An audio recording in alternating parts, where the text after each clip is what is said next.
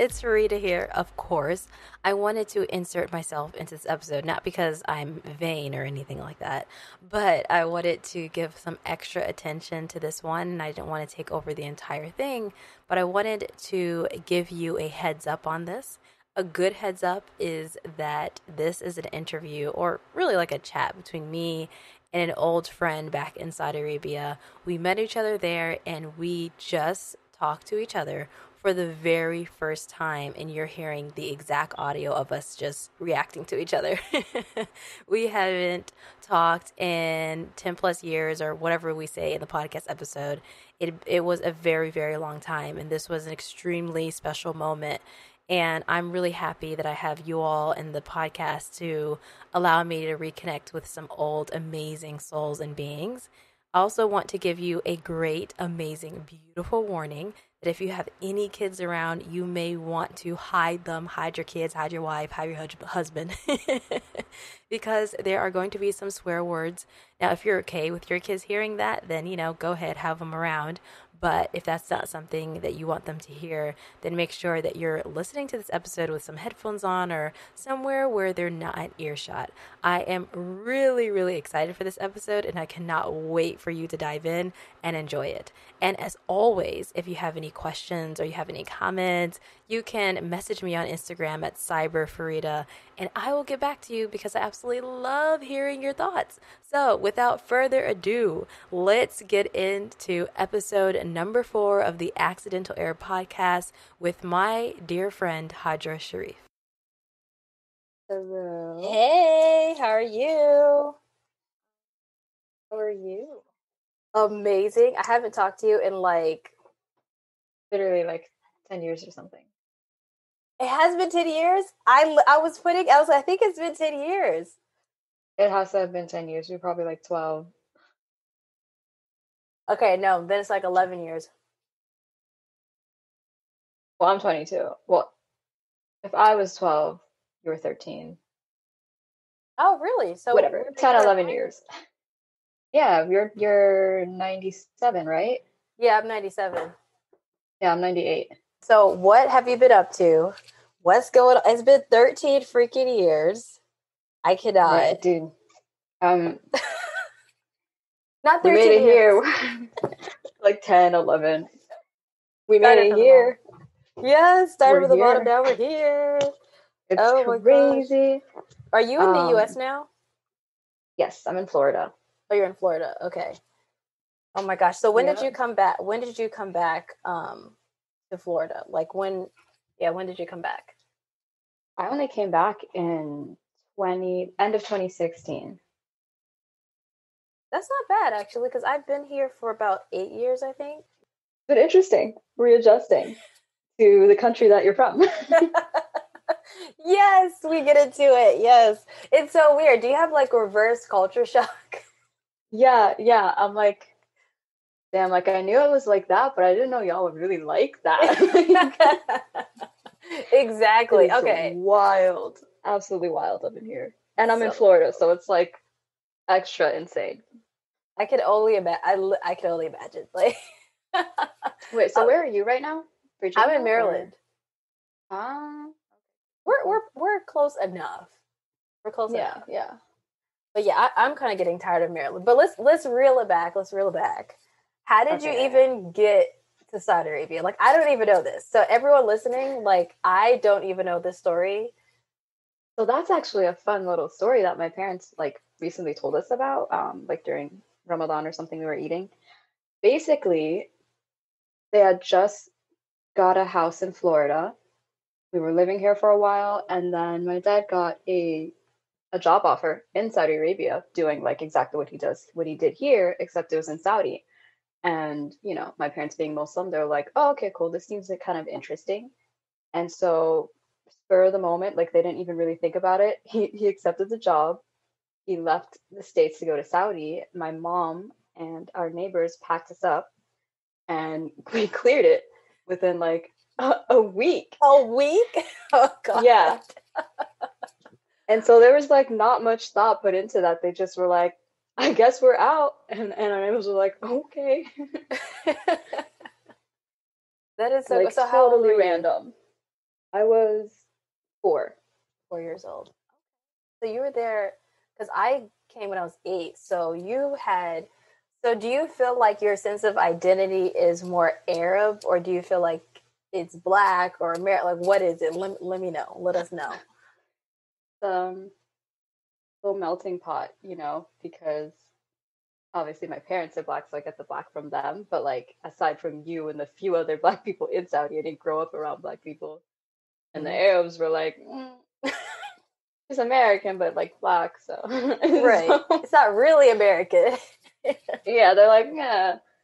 So just a little bit of everything, really. Like, definitely have some kind of Arab ideals, and mindsets, but also like, I'm American and I'm Black.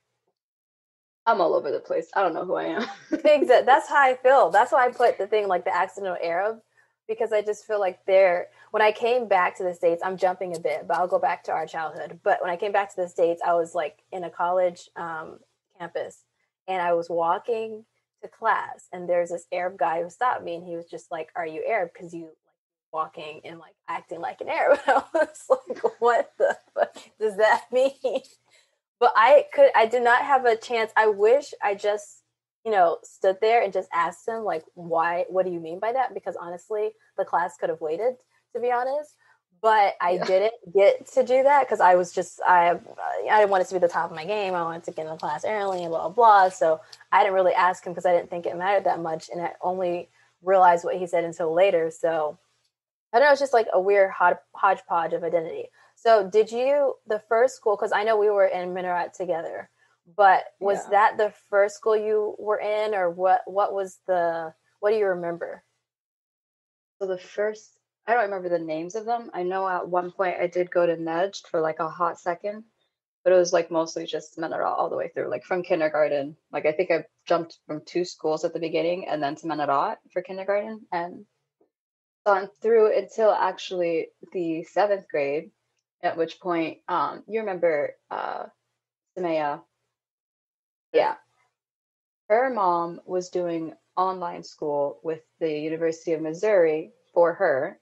And so as Black mothers do, they're like, oh, this is a great idea. I'm going to do this for my kid too. And so she pulled me out of school in the 7th grade to go to school online. Okay, so I did not know that. I had no Yep. idea because I think I left a year before that. Yeah. Yeah. Okay. You left like a little bit before then for sure. Because I mean, like remembering it in my head based off of the houses that we were at, it was definitely a little bit before then. Did you experience, or how? Well, I'll just say, did you experience? I know you probably did, but I'm not. I don't want to, push it on you. But what racism or misogyny or whatever I did love you this question. experience? Because I know damn well you did, but Yeah. but let us know. Was there any? Because a lot of our listeners are Arab women, and they wanted to know like the Black experience in hmm Okay, so for sure, let's get into it. Saudi. The first account of like racism that here's the thing, because in Saudi the racism is different, it doesn't really register for me when it happens here now. So I like think about something, I'm like, yo, what the fuck? So it takes me a second. The first time I remember it happening was I might have been in the 2nd or 3rd grade, and it was at Manarat actually. I was in the high school section, and I was just like roaming through the hallways or whatever it was I was doing. And a senior, like, well, I don't know if she was a senior, but she was in high school because she had the different uniform. She was walking by me and, like, unprovoked, with no other, like, word said, she just, like, called me a nigger and, like, kept moving. Ooh. And I kept moving because I didn't know what that meant.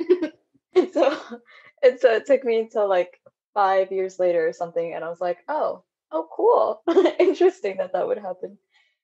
And from there, because like in Saudi, it's a different type of racism. It's not like how it is here, and so like it's like subtle, but like you realize it later. So like usually like when I'm meeting someone or talking to someone, it's not until like I open my mouth to speak English and I'm like obviously American, or they find out that I'm American. Like, suddenly it's kind of a different type of conversation, and they start treating you kind of different way, but it's still not the same way they would speak to other Arabs, if you get what I'm saying. Oh no, I 100% get it. 100% get it. Yeah. So when you say there's a difference, what do you mean by that? Like, what's the? I know you explained just quickly what the difference was, but yeah, just let us know what the difference is. Is one more bearable than the other, or both just like effed up, or what is it? I mean, both are Um, obviously effed up, but you know what I mean. yeah, yeah. I'd say it's probably more bearable in Saudi. It's like it's backhanded, kind of, you know. It's not as upfront and outright, just straight up racism like you would have here sometimes, the subtle little things that whitey people do when they're interacting with you. But in Saudi, it's more of like it's way more subtle. It's way more subtle, but it's like kind of belittling. And I know it's belittling either way, but from them, it's wow, I feel like absolute garbage when I talk to this person. You know what I mean? Yeah. Oh yeah, I get it. I get it. Yeah, they have it's really interesting, especially if you speak Arabic or you don't. They have this I know better than you and let me teach Yeah. you. Mm-hmm. Especially when it comes to like religious things or your life, honestly everything. But or Yeah. even if you're speaking Arabic, they're just and sometimes it will be the most well-meaning people where Mm-hmm. they're just so fascinated that you know how to speak that they want you to just they're like, "Oh, you're so cute," but you actually were saying something meaningful. So have you experienced that? Absolutely. Yeah, definitely. They're always, well, not they're always. I'm not going to use definites. You know what I mean. But usually they're always trying to tell you that you don't really know what you're talking about, and I'm the Arab, so I know more than you do. And it's like our parents are both Muslim. We feel like we know kind of the same things. It's the same book. So Right. what more do you know than I do? Do It's you have like like listen. a special edition Quran or something like that? It does feel like that though. You're like, wait a minute, what version did you get? Because I don't. I thought they were all the same. Right. Thought that I'm was the like, point. right. I'm like, I don't. Did you rewrite yours? Because mine does not say that. Okay.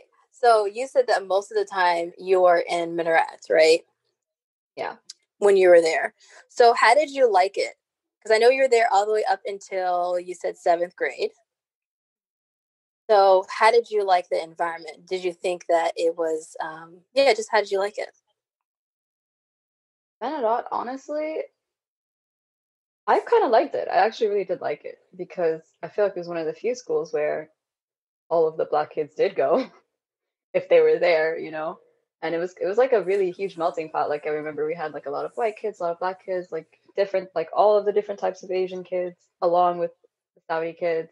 And I feel like they were probably the minority at that school, to be honest. That's Like true. Saudi specifically, like there was a whole bunch of other types of Arabs, but Saudis, there was like a handful of them. Yeah, I think my experience differed only because I went to the Arabic section. Yeah, I forgot about that. Oh my God. The like it was weird because it was connected. It was like the same school, but there was like a gate in between everything. I can't remember which one I liked better. I had the most crazy experience in the Arabic section because kind of like you said, the English section was a little bit more diverse. And so they kind of were used to different people, but I feel like the Arabic section was like, what the hell are you doing here? You came from the English section, like what's going on type thing. Yeah. How was that like experience being in, how did it differ from the English section?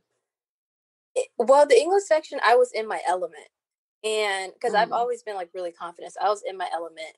And that's actually something I wanted to ask, like, how was it between it? Because I don't, we weren't really close growing up, but yeah. we were like, well, I don't know how you would explain it, but we just knew each other. So that's why I think this catch up is like really cool. But in the English section, it was just normal, I suppose. It was normal, but there were just things that are different because I'm in a different, obviously, continent. Like, there are Mhm. different people. But the Arabic section really just like shocked me. It was like to my core. So I think it challenged me in more ways than none.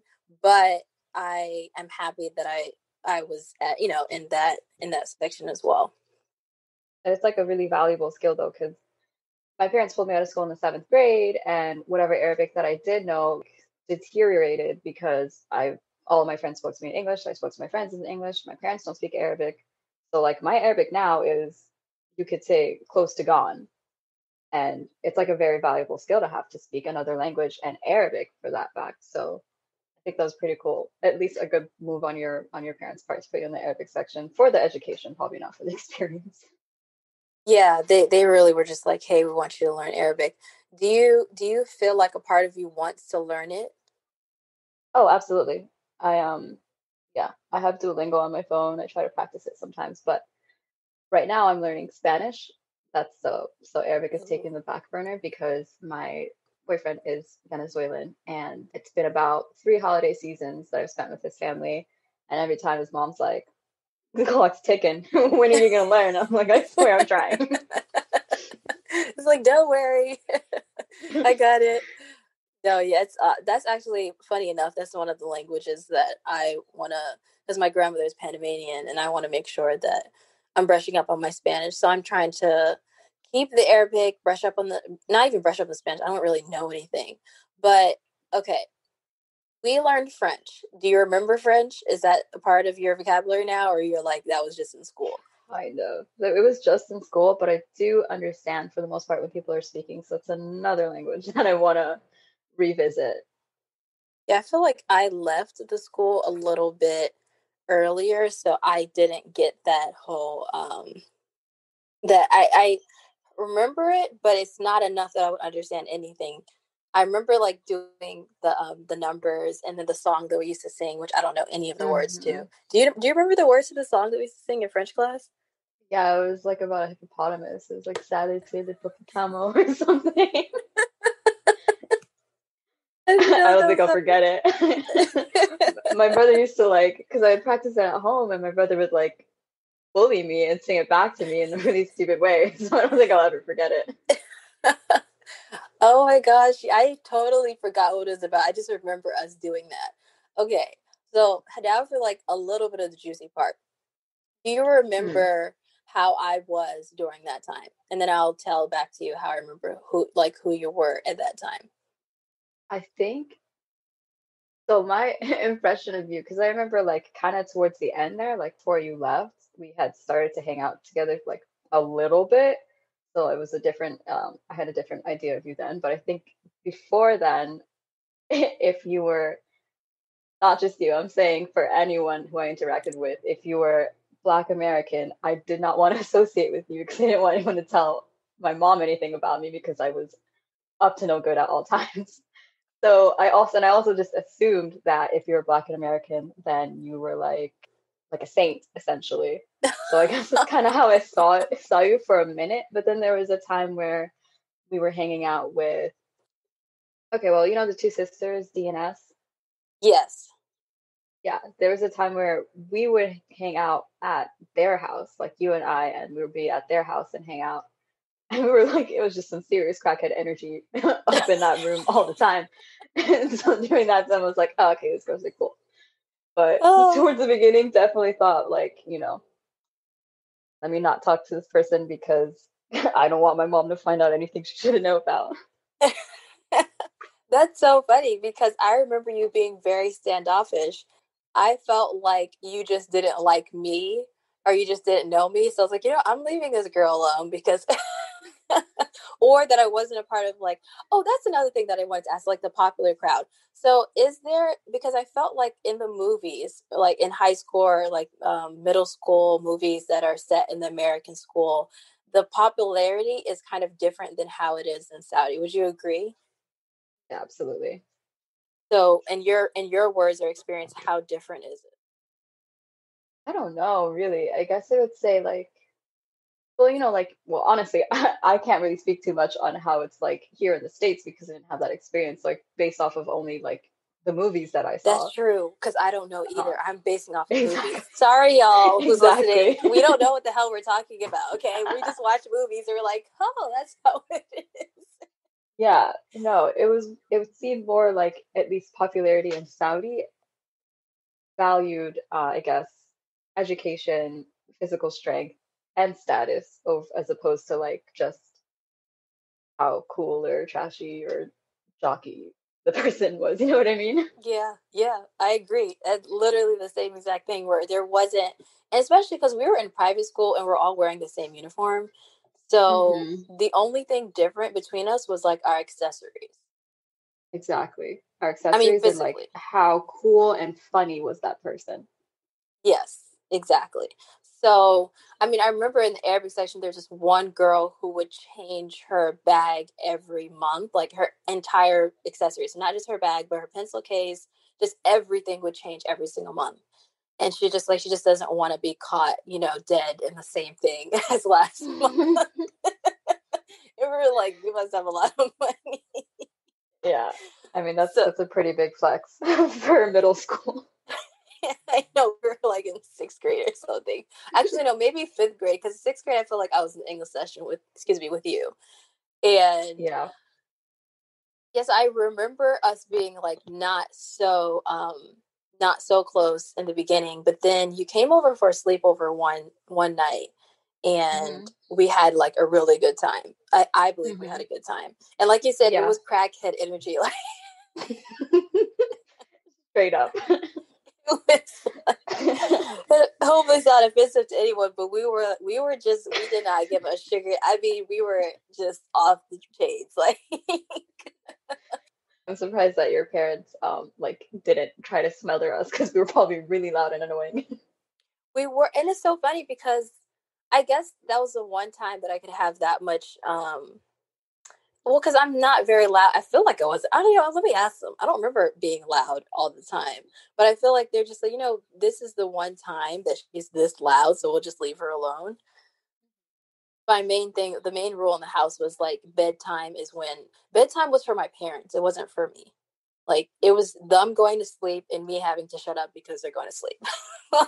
Gotcha. They're like, we're going to bed. Good night. Please shut up until, so we don't have to wake up and hear you bouncing off the walls. But yeah, it's really, really interesting. So, how would you say it was being a woman in Saudi Arabia? Because a lot of people have that question where it's like, how was it? Not just being black, because we know there's racism everywhere. And I remember, I was talking about, I can't remember which episode, but I said that I had a lot of like Arab allies. And I know that you had allies as well, but I'll let you say that because I remember like a nice amount of your friend group were Arab women or girls at that point. Yeah. We weren't really women. Being a woman in Saudi, gosh, that was an experience, I'd say. Definitely have like some serious control issues right now. Like as soon as I got here, I was like, licensed car, because we didn't have that Yes, luxury. Um, it it has its ups and downs, because it's not all like terrible, like in the Islamic religion, you are supposed to treat women well, and there was a lot of resources that were just for women and not men. Like the men, I don't know, go figure it out. Women, here's an entire mall, here's an exactly. entire amusement park just for you, no men. Hmm. So there were like it had like a lot of really cool benefits, and also just that feeling of you know I need to have a protector or, a mahram, someone will always be with me. Like I'm always underneath someone, dependent completely on men. Like just definitely was not the vibe. Other than that, it wasn't all that bad. Other than that, it was pretty cool. Definitely, think the harassment in terms of the staring was way more aggressive in Oh my Saudi. god, that's so true. That's so true. Not just staring too, but you remember like at a certain point when we were living there, it doesn't happen anymore, but at a certain point, if there was like a car full of women, the bab would literally like roll down the window and have like their BBM on like a poster and follow you. And it's like, dude, I'm 11. It's so true. You're like, what the? Oh my gosh! And the staring is like now because I grew up around Arab staring. Any other staring, I don't notice. Like Right? it The doesn't staring phase me. was crazy intense, crazy intense. I think it ruined me for life because now I never know when a guy is looking at me because I'm like, oh, he is. Like his staring is weak. He got a weak game. You just set that game up. You want to get my attention, dude. Like I've been desensitized. Like you need to get to work. Oh my god, because I just don't notice it. I don't feel it because I had to grow up around Arab staring, and they have got it down. Like It was staring so hard. It's like, what is the problem? Oh my god. they would not look away. It was like the death of your soul. And especially like us being black doesn't help, or like us being black and speaking English, then they're like, what the hell is that? What's what? And they're like, we'll Right. follow you, we'll break their neck. And I'm like, dude. Oh gosh, it's so true. Oh my god, my stomach hurts. That is so funny. But that is one thing that, besides the staring, obviously that's not something I actually miss. But when you mention like the amusement park and the mall being just for women, those are things I think I took for granted because I actually love that like woman only energy in certain spaces. Obviously, it was Hmm. annoying and other times because I just felt like we weren't included in certain things, especially in the restaurant. I think the restaurant annoyed me the most. Like I hated the family section and the men's section. It just pissed me off every. Yeah, yeah, right. It's like I don't understand, Right. but Yeah, I was really upset about that. yeah, it was. I mean, like I said, it wasn't all that bad, but I definitely did take the higher floor of the Kingdom Mall that was dedicated to us and places like that because like I do miss just the feminine energy and like having to worry about dudes breaking their necks or trying to give you their BBM, and it's like, dude, definitely took that for granted. 100%. Yeah, that's something. But it's funny because when I came back to the States, I actually, after a couple of months of being here, I actually missed the restaurants that had the family section, which is the weirdest thing. So I wanted to know because I think for me, I like the privacy of just or having like the partitions anytime you eat. If you want it, they just bring out the partitions, which I Hmm. felt like you're just getting the VIP experience usually in most places. That's something weird that I miss. So what's like something that you miss, either that you expected that you would miss, or you didn't expect you to miss? The privacy. Arabs are so good with their privacy. You know how here in the States people just have houses next to each other. There's no Oh walls. gosh, oh god, oh my god, yes. It kills me.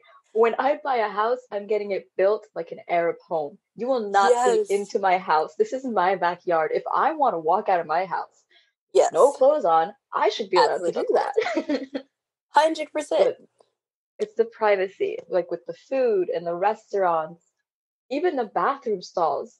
Oh my god, yeah. Everything is so open. It's like, where is the privacy? Have you guys never like valued that or something? I don't get it. I don't get it. So I absolutely miss the privacy that we had in Saudi. There was so much of it, and I didn't realize that, and I took it for granted completely. I agree.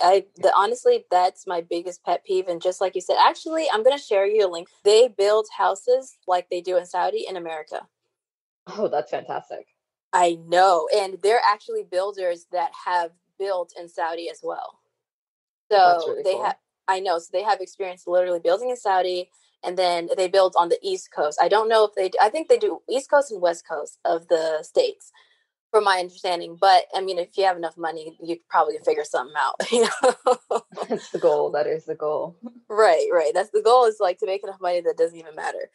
But that's what I wanted, exactly what you said, because it's really, I honestly don't get it. There's no privacy in the stalls. The stalls are like, it makes Like a no wooden sense. plank separating you from everybody else in the bathroom. Or like Crazy. what do they, is it a stench? I don't know. What do they call those little, the water that you would use in the bathroom? What do they call those? Shatafa, right? Shatafa? That's it. Or I don't shataf. remember. And You came or, up with, yeah, yeah, I missed or the that. Sinja hose. That too. Absolutely, I miss that. Like the thing, like we have them installed in our house, obviously, because why would you not clean your bits with Right, water? I don't right. understand that. I don't Don't understand. understand that. I When I told do not someone get we it. do that, they were so baffled that we did that. They actually thought it was some random. person, and they thought that I was joking, like I was pulling their leg when I said that we use water. It's like, why is that such a crazy thing to you? And now, I think it's called Tushy, the little bidets, like the ones that you can install in your toilet. It's like kind of expensive, and like it's becoming a trend to clean yourself. It's like, listen, you go to Lowe's. It's about $20 to get a little handheld spray. Super easy to install. You don't have to drill any holes. Why are you paying all this money for this thing that they marketed as it's just marketing? It's just marketing. Because pretty soon, I'm pretty sure most Americans are gonna have it because of Hmm. marketing. And it's like, we've It's been doing this for a while, dude. Like it's basic. it's exotic at this point, so it's very, Yeah, it's like, wow, a bidet, that's fancy. It's like, no, dude, that's a necessity. It's like, no, we all need to catch up. We've been having this. And in a lot of Saudi homes, they had not just the spray next to the toilet, but also a separate actual bidet because Hmm. like this is important. Everyone was very, very clean. That Yeah. is one thing. Like it was embedded in. I don't know. It's really, really interesting because that was one thing that I really could not handle. Like the houses till this day, I will not buy a house. I'm just not gonna buy. I'm not gonna spend my money to buy a house, and it's just a random house. And then sometimes they have gates in the U.S., but the gates are like see through, or the walls Hmm. like 4 feet high. Hmm. And you're just like, what is this? But I don't know. That's like one of the number one things. Another thing that annoyed me, and I want to know if this annoyed you, is that everything closes way too early. Oh my God, it is the worst. Like 6 o'clock? What are you? Right. Like I don't understand that. Luckily, I'm in Florida and I'm in between Fort Lauderdale and Miami. So everything closes at about 8, which is still kind of early, but it's later than other parts of America. Some of these places, like some of these like entire states, or not states, I mean cities, everything closes at 6 o'clock, which is just mind-boggling to me. Absolutely. I mean, I'm like, my night. I'm just getting started. Actually, I'm not even getting started at 6. I'm like planning to get started at 6. Oh my gosh, yeah, Exactly. it's way, way too early, and I just couldn't order out for the longest time because I would keep forgetting that everything closes so early. And I'd be like, yeah, let's go out to eat. And it'd be like 10 p.m. and my entire family would be looking at me and just Farida, like It's too there's late. it's too late.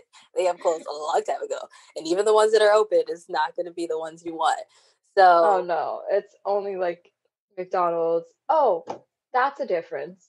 Fast food in Saudi Arabia is infinitely superior than it is here. oh yes, let them know. Absolutely. The fast food here is straight garbage. I Trash. refuse to eat at like straight up refuse to eat at some of these places. Like, absolutely not. I'm not putting that into my body. That is disgusting. Like, do you remember or actually, this was kind of probably around after you left. There was a McDonald's that they made or that they built in Saudi. Didn't even look like a McDonald's. It looked like a restaurant. You can go in and build your own gourmet burger. Like, What? I'm serious. Like, and I took it for granted. I took that so for granted. Pulling up to McDonald's wasn't like the worst decision you could ever make in Saudi. Here it is. Here, Oh like, yeah. it's either not gonna go down easy or come out easy. So You got a choice. I mean, they knew their yeah, audience. They knew that they couldn't bring some American trash because the food is already so good. That's one thing I miss though is the restaurants and the quality of the food. And I cannot for the life of me find a good shawarma here. Like I just cannot. I just nope, can't. And no one knows nope, they literally just cut up chicken and put lettuce and they call it a shawarma in a little wrap. right? And I'm like, this is insulting. Where are the French fries? Right. Where are the French fries? Like, it is so hard. But when you do find like that local Arab spot, frequent it because we have one in my like maybe 7 minutes away from me, and it's Lebanese food, but it is pretty good and like not too expensive because there's also the ones where it's more like upscale, so they have like it's really good and it's very authentic, but it's like it costs an arm and a leg, and it's like I'm not, and it's not even that close to me, so it's not like I'm driving 40 minutes for some good Arab food that's gonna cost a bunch of money. So Yes, that's like a once in a year celebration type thing. It's not a absolutely. freak. Yeah, yeah. That it's a huge, and I don't know. A part of me, I when I left, I was really traumatized. I don't know about you. Were you traumatized when you left, or were you feeling like I'm ready to go back home? Like, what was your feeling? I was absolutely traumatized. But I mean, honestly, I'm still kind of traumatized. So like what I was Same. traumatized by from Saudi was the police because I've had like a couple of run-ins with the police. Like I remember one time I had to do tahad because I got caught by the Hayat walking out of the mall and my abaya wasn't all the way buttoned, being What? being pulled over by cops, like freaking out. One time actually we had this is a small side story. Towards the end, we lived on campus at PNU where my mom was working, and I had an astronomy project. So I got my brother and his friends, and I was with an old friend and Rima, and we drove to like kind of like a wadi area that was it was by the airport, so it was like not much there aside from the campus. So we drove out of campus like this area with just a bunch of rocks, and I was like, cool, there's no light pollution. Now I can actually look at the stars. We were there, doing whatever it was we were doing. I was looking at the stars. I was doing an assignment. We weren't doing anything like weird or wrong or anything like that. But I guess someone saw us and heard us and called the police on us. And when they came, they like didn't ask questions. They assumed that my brother and his friend were Somali pirates and they were kidnapping us. So they pulled What? guns on us. What? Oh my And we gosh. were like we were like absolutely terrified. And one of my friends like spoke some like in Arabic. She's like, "Listen, I'm okay. I'm fine. We're okay here. There's nothing going on here. No reason for all of that." But yeah, so I was traumatized by the Wow. police in Saudi, absolutely. And then I get here, and police here is still traumatizing. So not much of a difference there. Oh my gosh. Okay, I didn't even know that you would say that because I mean, I didn't even see the freaking police. I didn't even know they were there half the time. So that is so traumatizing. Oh my gosh. I feel Yeah. like for me, it was really about how they treated a woman and how I felt like every single move I did was like inherently sexual. And if it was sexual, then I was wrong because somebody is having a reaction over it. And so I'm going to hell. Like that was, Mm. Hmm. That part too. I was like, oh my gosh. You honestly, I feel like in your head, you're just a little bit effed up. Yeah, absolutely. Yeah.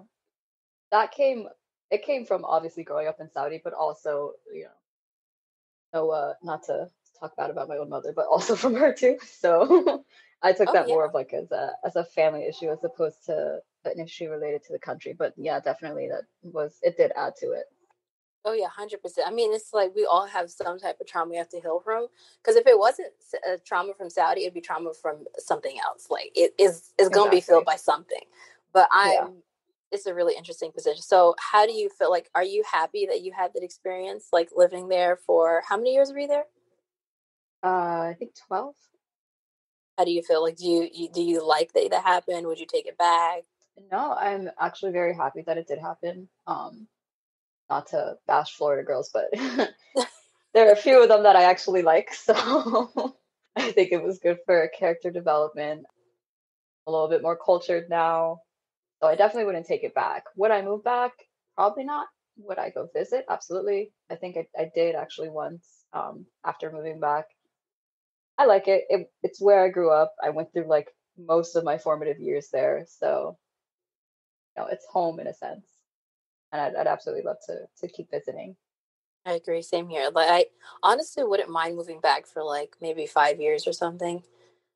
If I had a reason, not just to move back for no freaking reason, but if I had a No, yeah, if I reason, had a reason. yeah, I'd probably like go back because I haven't been back in like 8 or so years, but I definitely would do that. So, and I would definitely visit because there are definitely places that I haven't seen that I would like to see because I was just living there. And so I didn't get to Hmm. like get the whole full experience, but, and Yeah, you said that it's still home to you. yeah, definitely. Technically, like what I call Florida home, like Probably not yet, at least. Like I've been here for 4 years and I've been there for 12 years. It's it's home for sure. Like that's where I met all of my friends. That's where some of them are. That's where like I could drive around and know where I'm going and point out spots that are like 5 miles away from each other and remember specific memories to each one. Yeah, I don't know because like I feel like that's a part of me is there, and then a part of me is like wherever anyone I love is, that's where home is. But I Hmm. definitely have most of my childhood memories there, so I would definitely say it's home. Lastly, my last question, because it was really really awesome to catch up with you because we have not talked Yeah, in 11 years. absolutely. Literally. It's not even a joke. Yeah. So, what is a random fun fact about you? Well, here's a random fun thing I said, and I think that will kind of answer that question about random fun fact as well. About 2 months ago, I was talking to my friend and we're having a really deep conversation. And I said to her, and I said, you know what? I don't even feel like the main character in my own life.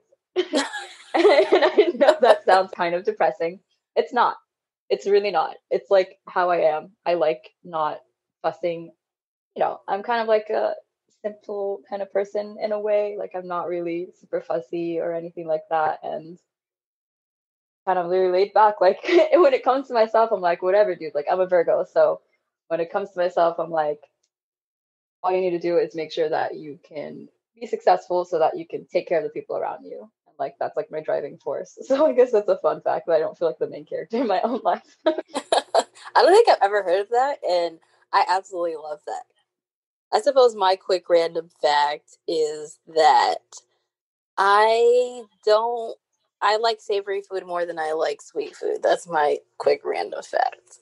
I think Mm, savory usually 9 times out of 10 is better than sweet, unless I have a momentary sweet tooth. But yeah, that is a cool random fact.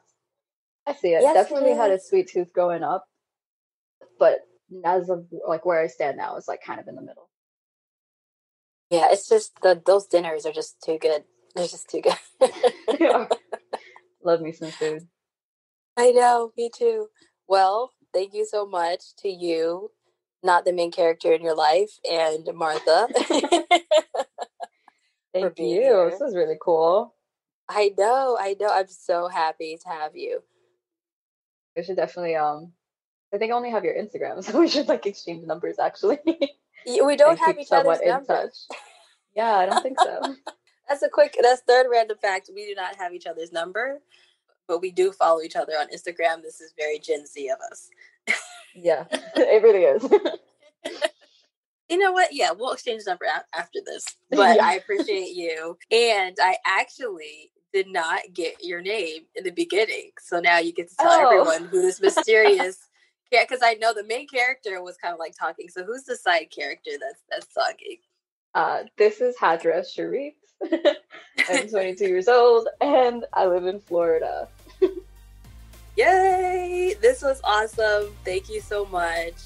I appreciate you. And until I Thank text you on you. Instagram for your number. For sure. All right. Have a All great right, night. girl. You too. Thank you. Thank you.